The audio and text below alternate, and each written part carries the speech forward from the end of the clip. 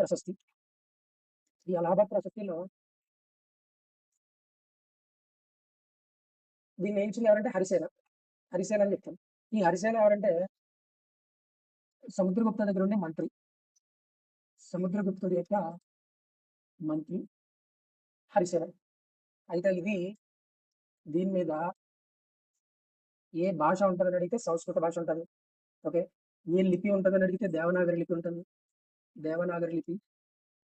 సంస్కృత భాషలో దేవనాగరి లిపిలో మొత్తం ఎన్ని లైన్స్ ఉంటాయంటే సముద్రగుప్తుడికి సంబంధించి 33 లైన్స్ ఉంటాయి. దేని మీద అంటే అలహాబాద్ ప్రశస్తి మీద. ఓకే. యాక్చువల్గా ఇది కౌసంబిలో ఉండేదన్నమాట. కౌసంబి. దీన్ని వేయించిన దగ్గర అంటే కౌసంబిలోనే. బట్ తర్వాత మొఘల్ చక్రవర్తి జహాంగీర్